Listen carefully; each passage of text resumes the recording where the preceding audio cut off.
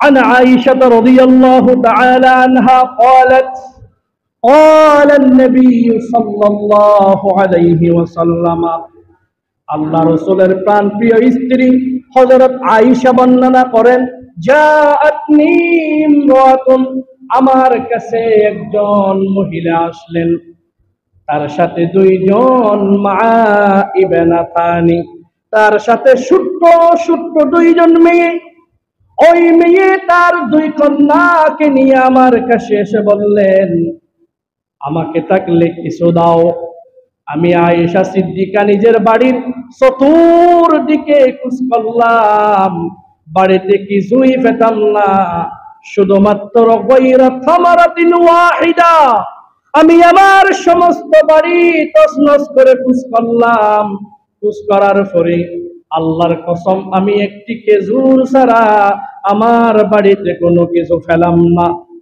তখন আমি চিন্তা করলাম, আমি উপহাস, আল্লাহ রসুল আসবে, আল্লাহ রসুল যদি খাদ্য চাই আমি তাকে কি দেব?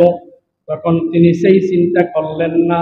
ওই খেজুর খানা আম্মা জান আয়েশা সিদ্দিকা রাদিয়াল্লাহু তাআলা আনহা নিজের জন্য, স্বামীর জন্য না রেখে তাকে দান করে দিলেন।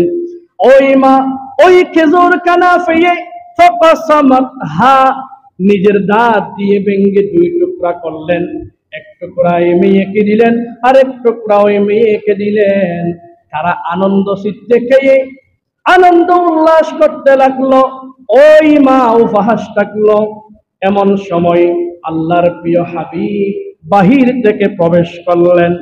ফাদাখালান নবী সাল্লাল্লাহু আলাইহি ওয়াসাল্লাম ফাহাদাসতুহু, আমি এই ঘটনা আল্লাহ রাসূলকে খুলে বললাম, ইয়া রাসূলুল্লাহ, একজন মহিলা এসেছে, কিছু চাইলো, আমি কিছু দিতেই পারলাম না, শুধুমাত্র একটি খেজুর ছিল, এটা আমি তাকে দিলাম। ওই মেয়ে নিজের পেটে না দিয়ে ওই খেজুরকে দুই ভাগে বিভক্ত করে তার মুখ দুই মেয়েদের মধ্যে বন্টন করে দিলেন। এরপরে ওই মেয়ে চলে গেল। আল্লাহ রাসূল বলছেন, ও আয়েশা, তুমি কি আমল করেছো আমি তোমাকে বলে শেষ করতে পারবো না। যদি কিয়ামতের ময়দানে তুমি জাহান্নামী হয়েও যাও, এই খেজুর দান করার কারণে আমি আল্লাহ রাসূল আল্লাহর নামে শপথ করে বলি, আল্লাহ তোমাকে জান্নাত দিয়ে দিবে। জোরে বলুন সুবহানাল্লাহ।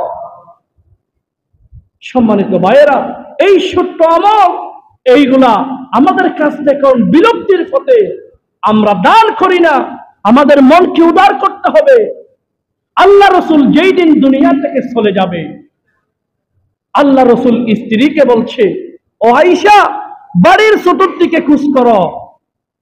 আম্মা জান আয়েশা নিজের বাড়ির চতুর্দিকে খুঁজে 4 দিরহাম টাকা পেলেন। আল্লাহ রাসূল বললেন, ও আয়েশা, এখান থেকে 2 দিরহাম দান করে দাও। আল্লাহু আকবার। আর আমি আপনি ব্যাংকে টাকার অভাব নেই, লক্ষ লক্ষ টাকা ব্যাংকে, শুধুমাত্র মুনাফা আসলেও বছরে কয়েক লক্ষ টাকা হয়ে যায়।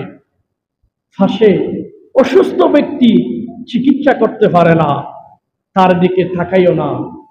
4টা মেয়ে উপযুক্ত বিবাহ দেওয়া সম্ভব নয়, 10 টাকা দান করি না। কৃপণ, আল্লাহকে কি জবাব দিবেন? সম্মানিত